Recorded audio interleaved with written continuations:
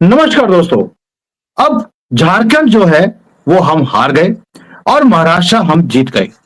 ये जो सारा खेल हुआ है ये खेल कैसे हो गया? जबकि सभी बोल रहे थे कि महाराष्ट्र हार जाएंगे और झारखंड हम जीत जाएंगे। अब इसके कारण कुछ चौंकाने वाले आए हैं कि राहुल गांधी ने किस तरह से झूठ और फ्रेब का सहारा लेकर इलेक्शंस को जीतना शुरू कर दिया। आप देखिए कि कांग्रेस ने पूरे झारखंड में झूठ के फैलाया। उन्होंने एक अफवाह फैला दी कि भाजपा जीतने के बाद बिहार की तरह झारखंड में शराबबंदी के ऊपर रोक लगा देंगे। जो आप घरों में शराब बनाते हैं वो आपको बनाने नहीं दी जाएगी।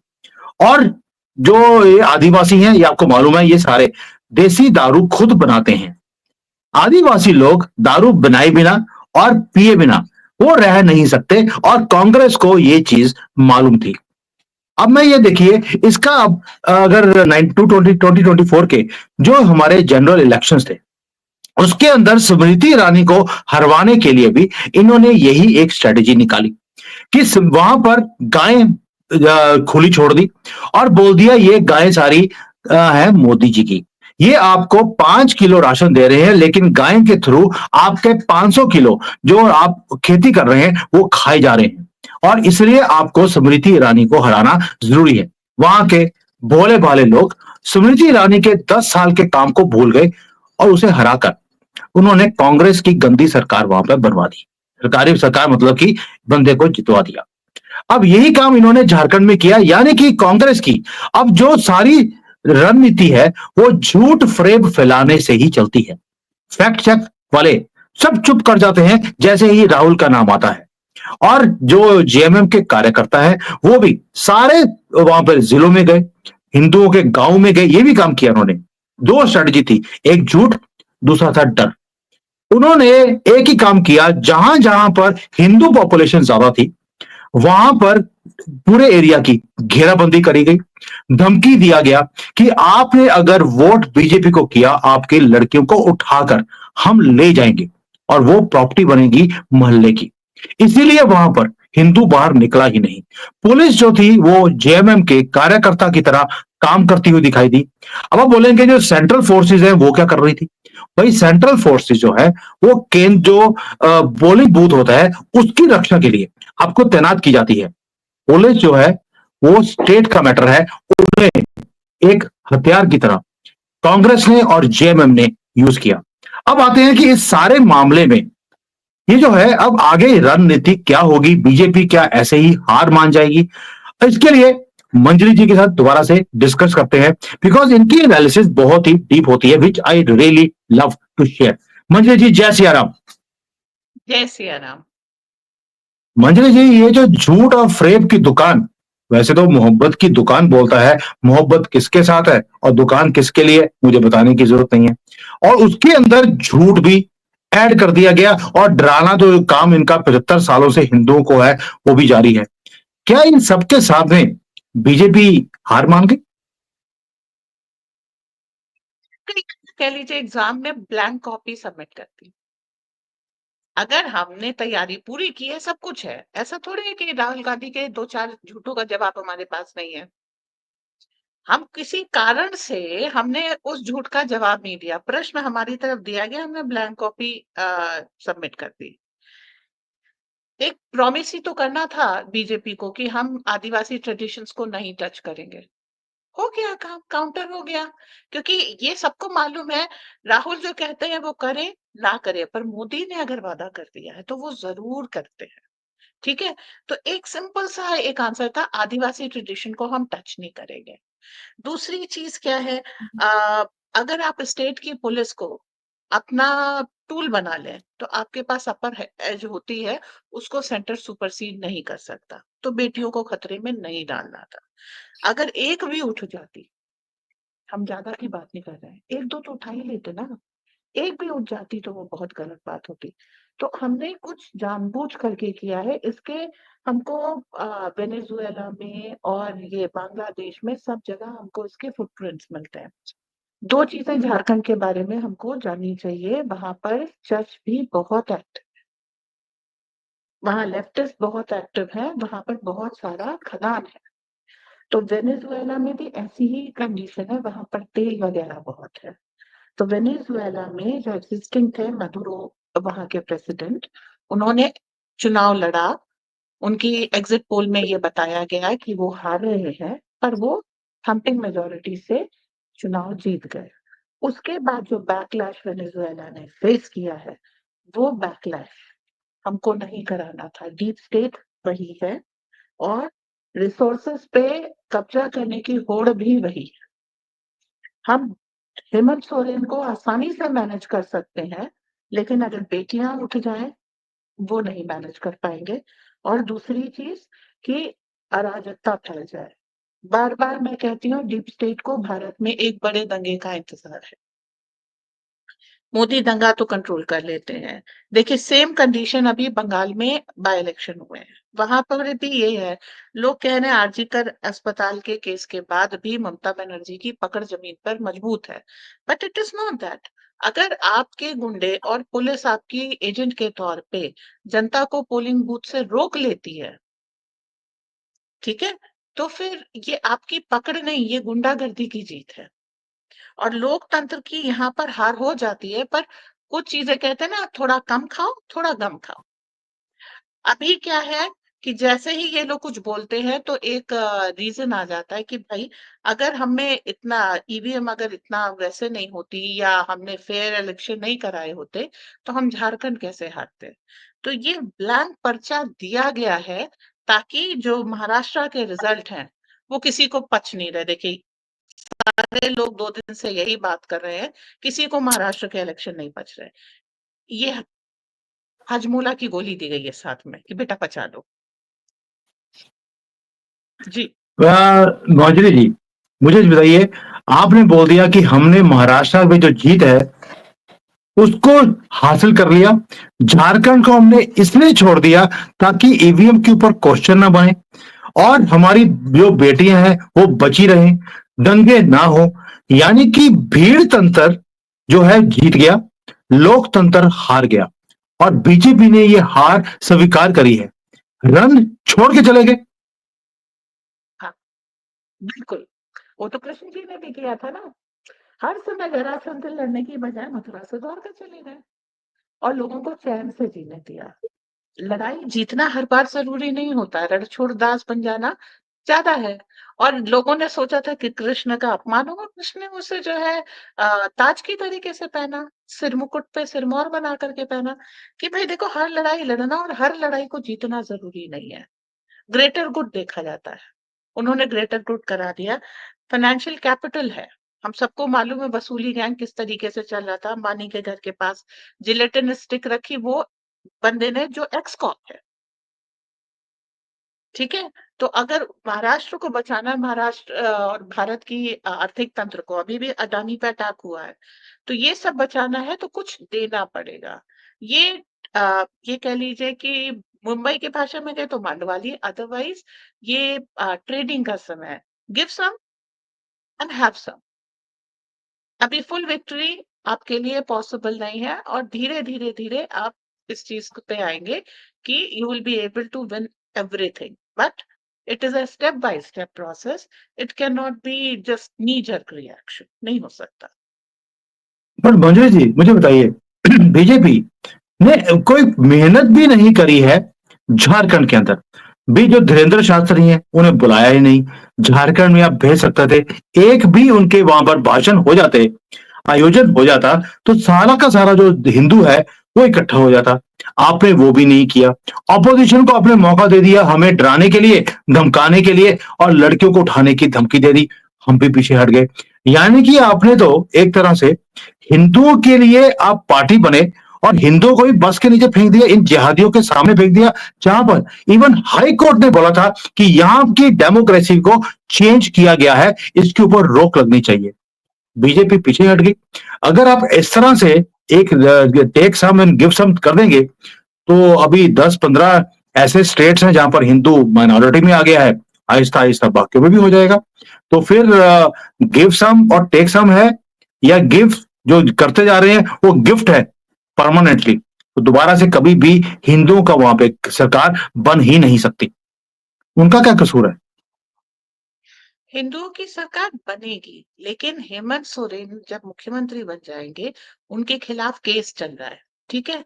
तो उनको मैनेज करके हिंदुओं के हितों में काम कराना बहुत आसान है, रादर देन एक 5 साल की फ्रिक्शन क्रिएट करके हर समय लड़ लड़ के एक इमरजेंसी कंडीशन को रिलीव करना।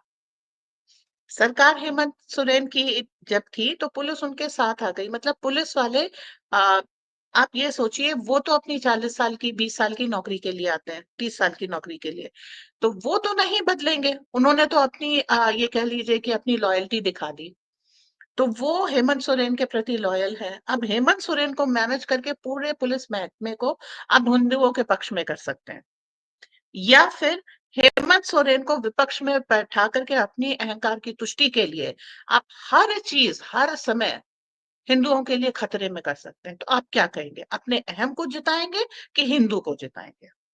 जिसकी बेटी जाएगी उससे पूछिए उसका क्या हाल होगा, एक भी गई तो, है ना?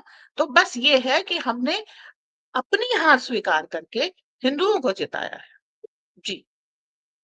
तो ये बात मुझे पचती है, या मैं एक्सेप्ट करने को भी तैयार हूं, बिकॉज मुझे झारखंड की हार एक्सेप्ट ही नहीं हो रही थी। लेकिन आपने जैसे बताया कि हमने जो सोरेन है इसको तो नाप लिया, उसे जिताकर हरा भी दिया है, केसेस चल रहे हैं, अंदर वो जाएगा, लेकिन आपको लगता है कि अंदर रह पाएगा? पैसे लेकर वो अंदर गया था, पैसे लेकर बाहर भी निकल जाएगा। आपको मालूम है हमारे कोर्ट वाले तो, कोर्ट के जो केसेस हैं इन्हीं के लिए तो खुलते हैं। आपके मेरे तो कभी केसेस कभी वहां पर आएंगे भी नहीं, आएंगे भी तो कहेंगे डेट नहीं मिल रही, टाइम नहीं है, जज साहब कभी छुट्टी पे गए हैं, और क्योंकि छुट्टी से पहले उन्होंने हर रोज एक ही केस लिया, कभी केजरीवाल का कभी सोरेन का, और बेल दे दी। देखिए, जब आपने एक कांग्रेस एरा में एक लाइन बन गई है, bail is a norm, jail is exception, तो आप एक दिन में उसको नहीं बदलेंगे। दूसरी चीज, अगर हमको ऑपोजिशन, देखिए लोकतंत्र की एक बहुत बड़ी मजबूरी है, हमको चुनाव लड़ने के लिए विपक्ष चाहिए, और विपक्ष जेल से नहीं चुनाव लड़ सकता, उसको बाहर लाना पड़ेगा। तो चुनाव प्रचार के लिए केजरीवाल को भी बेल दी और हेमंत सोरेन को भी बेल दी। ये आपकी मजबूरी है, बिना विपक्ष के आप लोकतंत्र नहीं चला सकते। तो फालतू में आपको उसको ड्रिप लगा करके जिंदा करके खड़ा करना पड़ता है, बेटा लड़, ये इन्होंने किया है, बेटा लड़। अच्छा, तुमको एक को मैनेज करना बहुत आसान है तो जीतो, बैठो कुर्सी पे, हम तुमको मैनेज करके बाकी सारी चीजें मैनेज कर लेंगे। इसमें न्यायालय क्या करे, व्यवस्था ऐसी बन गई है और सारी व्यवस्था एक दिन में नहीं बदलती, तो उसके लिए आपको समय देना पड़ेगा। हेमंत सोरेन अगर राष्ट्र हित में काम करते हैं तो आपको उनको क्षमा भी करना पड़ेगा, स्वीकार भी करना पड़ेगा। लेकिन महेंद्र जी, मेरे पास कई झारखंड के लोग हैं, एक मिश्रा जी हैं, मैं पूरा नाम नहीं बताऊंगा आपको, उनकी पुश्तैनिक जमीन है जो उनके पास थी, अब ये जिहादियों ने उसके ऊपर कब्जा कर लिया। अब वो पुलिस के पास जाते हैं तो डंडे मारते हैं उनके ऊपर, तुम्हारी हिम्मत कैसे होगी, इन जिहादियों ने कब्जा किया है, तुम छुड़वाने की बात बोलते हो। वो जो दादों परदादों की जगह है, वो सिर्फ मंदिर या किसी सोशल वर्क के लिए उन्होंने उसे डिक्लेयर किया हुआ है, कोई एनजीओ खोली हुई है।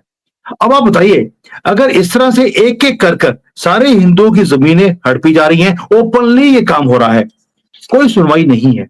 झारखंड भी जिस तरह से आज वेस्ट बंगाल हिंदू वहीन हो रहा है, केरला हो चुका है, बंगाल वेस्ट बंगाल तो आपको बताइए क्या कुछ हो गया, असम और नॉर्थ ईस्ट में क्या हालत है, कश्मीर की क्या हालत है।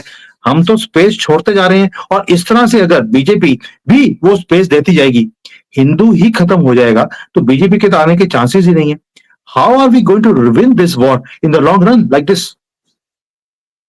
प्लीज सिंपल, देखिए, आसाम से ही आपने हेमंता निकाले, अपनी पार्टी से नहीं विपक्ष से निकाले, और आज वो इतना अच्छा काम कर रहे हैं, तो इस चीज को अभी आपका विंटर में वक्फ बिल लिस्टेड है 15 और 16 नंबर पे, ये भी बता दूं, ठीक है? और वो पास हो जाएगा क्योंकि आपकी राज्यसभा में मेजोरिटी है। तो वो जो एक एक गस्सा खा रहे हैं, आप उनका सालों का खाया पिया निकाल रहे हैं। जो वक्फ की प्रॉपर्टी ये खा पी के पचा गए थे 1947 से जो किया है, वो आप एक बार में निकाल ले रहे हैं। किसी की पर्सनल प्रॉब्लम है, हम समझते हैं उनके लिए टफ है, लेकिन समय दीजिए। सिस्टम को बिगड़ने में समय लगा है, सिस्टम को समझने में सुधरने में भी समय लगेगा, ये निकाल लेंगे। लेकिन वो एक तुलसीदास जी कह गए ना, जो धीर धरे सो होइए पार।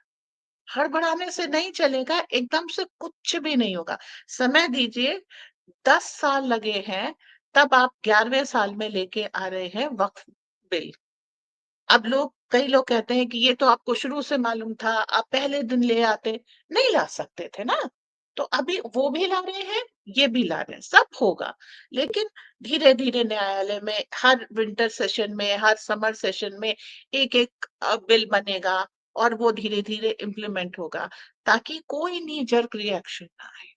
आप एकदम से पूरा हम्म। संविधान नहीं बदल सकते, और जैसे-जैसे संविधान बदला जाएगा, इम्प्लीमेंट होगा, सबको उनका वाजिब हक मिलेगा। जो आपके मिश्रा जी हैं, उनको भी उनकी ज़मीन मिलेगी। हाँ, न्याय में देरी है और वो अंधेर की तरीके से लगता है, लेकिन कम से कम अब इस कलयुग में यही कहना चाहिए, न्याय होगा, इसकी आशा है, यही बहुत बड़ी बात है। जी।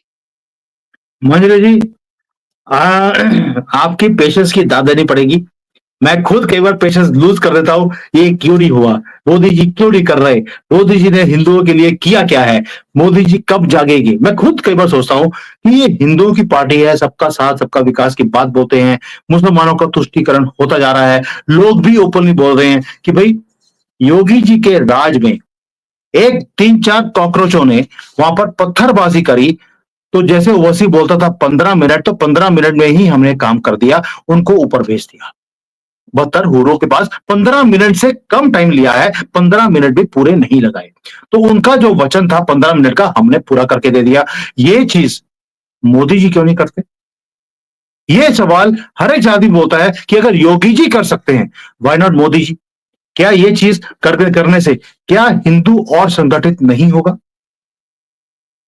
देखिए, बहुत से काम मुख्यमंत्री कर सकता है। मुख्यमंत्री के तौर पे जब मोदी बोलते थे तो ज्यादा खरी बोलते थे। प्रधानमंत्री के तौर पे उनको विनम्र होना पड़ा। ये कह लीजिए कि गद्दी की गरिमा है।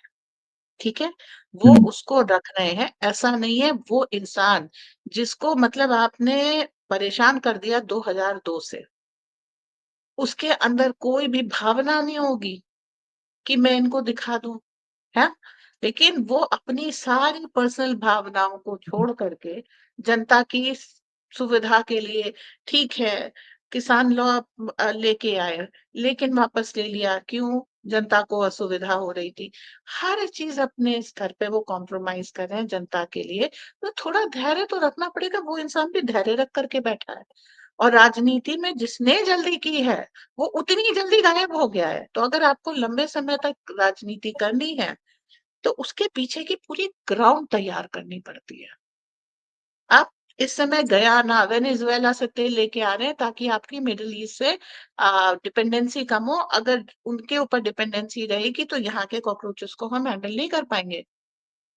ठीक है, तो आप पूरी दुनिया को मैनेज करें, ताकि आपका घर मैनेज हो। भारत में केवल भारत के स्टेक नहीं है, दुनिया भर के स्टेक है। मैंने पहले ही बोला, Christian missionaries are very active, leftist are very active, Islamist are very active. Jharkhand is a active hunting ground for these. उसको साफ करने में समय चाहिए। जो घुस गया है ना, उसको ढूंढ के निकालना है, और निकालने के केवल काफी नहीं, उसका निस्तारण करना है, कि वो दोबारा ना घुस पाए। ये लंबी प्रक्रिया है। लोग अपने घर की काम वाली बाई नहीं निकालते, ये जानते हुए भी कि वो इलीगल बांग्लादेशी है। ऐसे में आप सोच रहे हैं मोदी उठा के सबको बाहर कर दे। भैया, पहली गाली तो उस औरत से पड़ेगी जिसने काम वाली लगाई है। ऐसा नहीं है। अब झारखंड की बेटियों ने मुसलमानों से शादी कर ली है, अगर वो कहती है मैं सुखी हूँ, तो आप किस हिसाब से उस बंदे को बाहर फेंक देंगे? आपकी अपनी बेटी आपको गाली देगी, उसके बच्चे आपको गाली देंगे। ये एक सतत प्रक्रिया है। इसमें आपको कुछ पचाना पड़ेगा, कुछ को निकालना पड़ेगा, और ये एक लंबा प्रोसेस है। इसमें आपको अपने बच्चों को बचाना है। खाली संहार करना होता तो बहुत आसान था। यहाँ पे संरक्षण करने के बाद संहार करना है। अपने को बचाना है और गलत को निपटाना है।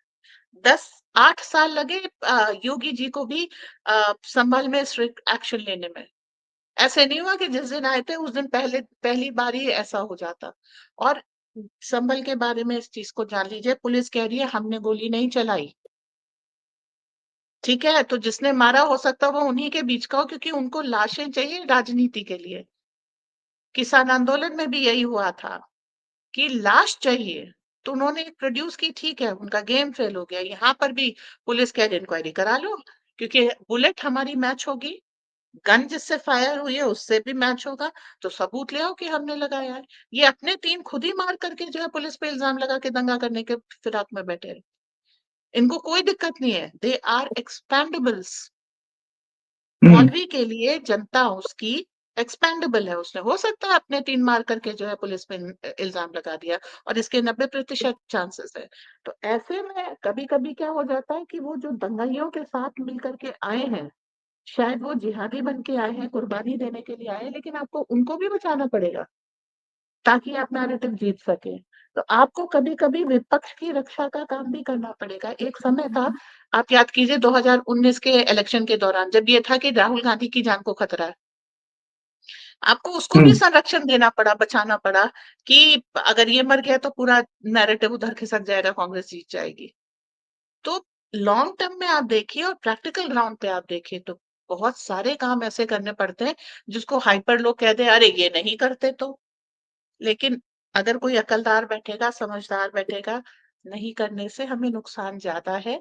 भले ही इस समय फौरी तौर पे हम शत्रु को जिता रहे हैं, इसको हैंडल करने की क्षमता भी रखते हैं, पर ये हो जाने दीजिए। सो राजनीति धीरे धीरे खेली जाती है, शतरंज का खेल 5 मिनट में नहीं खत्म होता, कभी कभी 2-2 3-3 दिन चलता है। ये शतरंज का खेल है जी। बिल्कुल सही बात है। मुझे लगता है आपने वो प्रोग्राम देखा हुआ है, शतरंज के खिलाड़ी कैसे वो कितने-कितने हाँ, दिन बैठे रहते थे एक शतरंज के गेम के ऊपर। बहुत सही मंजरी जी, मजा आ गया। कई तो चीजें ऐसी हैं कि मेरे दिमाग के धागे आपने खोल दिए आज अच्छी तरह से। मैं एक हरि मोहन जी के साथ शो करता हूँ, वो बोलते हैं हमेशा, उनका फेवरेट डायलॉग है, मेरे दिमाग के धागे खोल दिए। आपने भी वही काम किया मेरे साथ। कई चीजें थी जिसके ऊपर मैं खुद बहुत ही क्रिटिकल रहा हूँ मोदी जी के लिए। मेरे यहाँ पर कमेंट्स भी आते हैं हिंदुओं के कि भाई कब मोदी जी हमारे लिए काम करेंगे, लेकिन आपने बता दिया कि मोदी जी काम कर रहे हैं। जहां पर ज्यादा फोकस की जरूरत थी, Maharashtra was the cash cow of the country, तिजोरी को बचाना जरूरी था, वो काम किया है। अब आगे जेएमएम को भी मैनेज किया जाएगा। कांग्रेस तो ऑलरेडी विलुप्त हो ही रही है, और प्रियंका की एंट्री के बाद जो चामा चूटी होगी, क्या होता है वो वर्ड मुझे नहीं पता, चूमा चाटी जो होगी अभी पार्लियामेंट के अंदर बैठकर, वो नजारे हम देखना शुरू करेंगे। अभी पार्लियामेंट सेशन भी शुरू होने वाला है, तो ये बड़ा ही इंटरेस्टिंग सेशन भी होने वाला है, और कुछ ज्यादा ऐसी चीजें दिखाई देंगी जो हमारे कल्चर का पार्ट है भी नहीं। But let's see what happens. But thank you so much for your deep analysis. Thank you. जय हिंद एंड जय श्री राम। जय श्री राम।